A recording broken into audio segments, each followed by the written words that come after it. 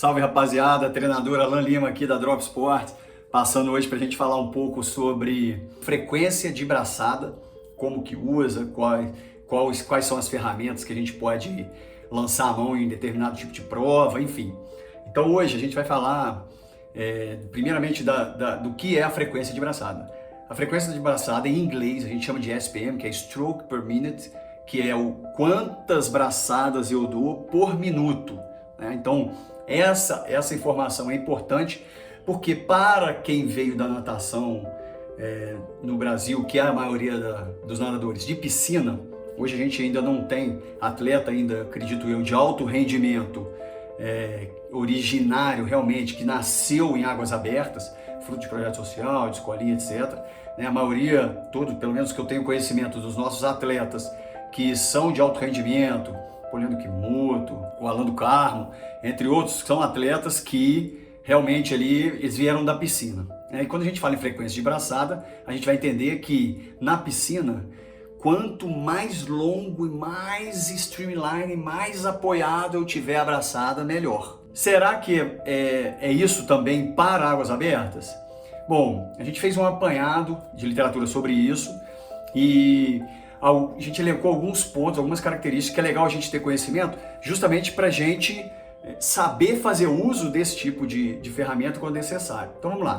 Característica A, que seria frequência de braçada lenta, contra B, frequência de braçada rápida, ou seja, uma mais acelerada. Então, quando eu tenho uma frequência de braçada mais lenta, eu tenho algumas características. Por exemplo, eu tenho um maior ponto e tempo de apoio, eu tenho que ter um maior apoio, ou seja, minha mão tem que encontrar realmente o bloco de água para eu fazer o giro da cintura escapular suficiente para sustentar o meu tronco na linha d'água, na lâmina d'água, que dê tempo de eu fazer minha recuperação, minha fase aérea, para eu entregar isso aqui de novo, entrar lá no catch.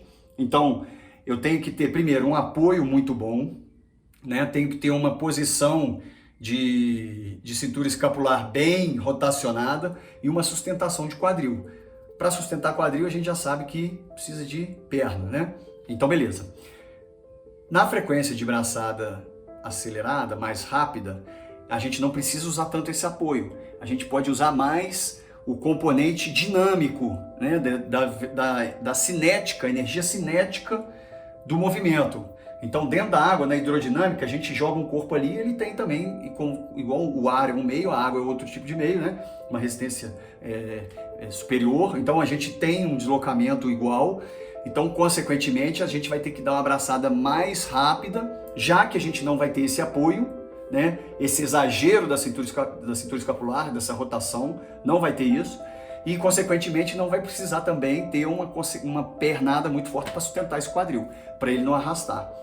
Então eu faço o meu nado numa frequência de braçada mais alta se tornar bem mais aeróbico, que é a outra característica, que na frequência de braçada mais baixa a gente usa mais o neuromuscular, a potência do músculo. Aqui não, aqui a gente vai usar mais rotacionado, mais aeróbico e menos muscular. Então eu sobrecarrego na frequência de braçada rápida o meu cardio e na frequência de braçada lenta o meu muscular. Essas são as outras características.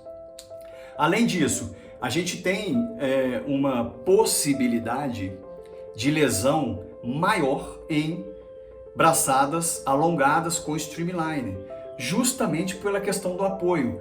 Quando eu faço muito giro de cintura escapular, para ter muito apoio, fico muito streamline, eu entro numa posição que a gente chama de anti-anatômica, que é aquela posição que, se o atleta não tiver uma flexibilidade boa de ombro, de cervical, né, tiver a musculatura do torso alongada, ele vai lesionar, né? E aí entra problema de manguito, bursites, tendinites e etc.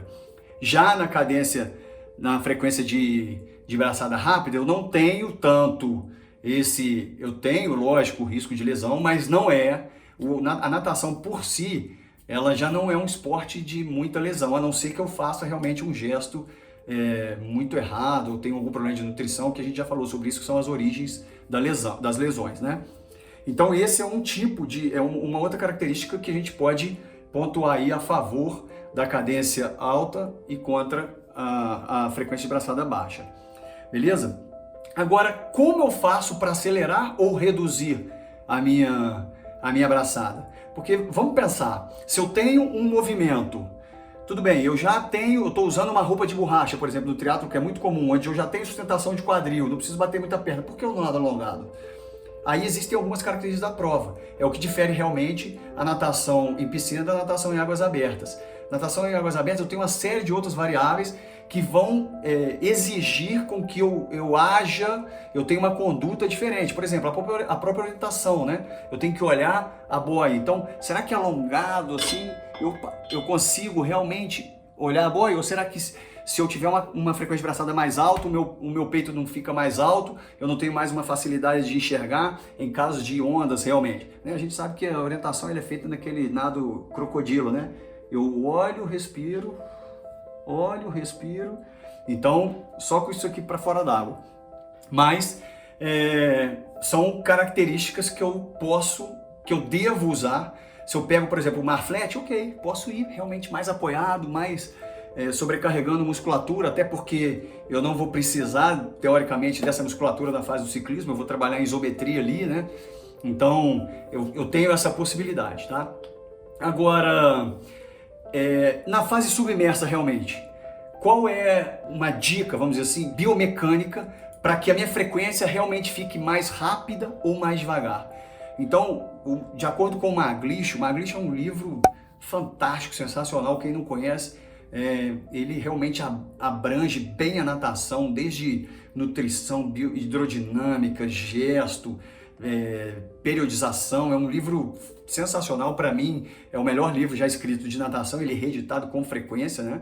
Então, ele diz que o ângulo do cotovelo na fase submersa, então esse aqui, ó, olhando de frente, se eu tô aqui, eu estico mais, eu tenho uma fase submersa mais lenta, beleza? Então eu tenho mais tempo de exposição em deslocamento com o meu corpo, com o meu braço, o cotovelo mais esticado.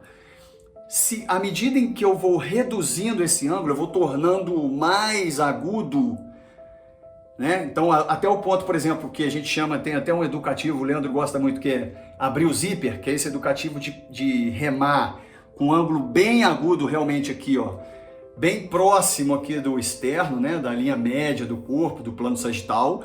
Então aqui eu fazendo esse ângulo obtuso, eu acelero a minha cadência.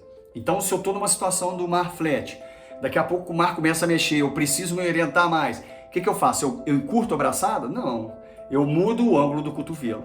E aí, com isso, eu consigo remar mais rápido, né? A sensação, a PSE até diminui, fica um nado mais fácil, tendo em vista que o triatleta, o nadador, ele, principalmente de águas abertas, é um nadador com características predominantemente aeróbicas. A tendência disso é que a gente tenha uma capacidade aeróbica melhor do que neuromuscular. Face a esse arcabouço aí de argumentos, a gente entende que uma frequência de braçada mais alta é mais favorável a uma natação em águas abertas, tá? Até tem outras questões, correnteza, marola e etc. Mas, a grosso modo, era isso que eu queria passar para vocês, né? A gente ter esse recurso de ângulo de cotovelo, de orientação, de ter a percepção de apoio, de giro. Será que eu tenho bom alongamento? Será que isso não pode me lesionar? Ou será que isso pode ser mais me favorecer, já que eu tenho menos força, ou às vezes eu tenho mais força? Que tipo de braçada que eu tenho que usar? Então isso é o que diz a ciência, e agora cabe aplicar ao indivíduo, seguindo lá o nosso primeiro princípio da educação física, que é o da individualidade biológica. Beleza? Pessoal, era isso, espero ter contribuído. Sigam-nos nas redes sociais aí, curtam, comentem. Aqueles que puderem acrescentar ou que discordam do que foi dito, por favor, escrevam até para a gente poder debater. A gente só consegue crescer quando há discordância de ideias, né, no bom sentido, críticas construtivas. Até porque se todo mundo pensar igual, a gente não há o impacto, né? De acordo com a teoria do impacto, a gente não consegue perceber a diferença. E aí, consequentemente, lá no produto final, a gente não consegue nem ter a verdade, nem ser feliz e explorar ao máximo a plenitude aí do que a gente poderia estar fazendo. Beleza? Um abraço, obrigado, bons treinos.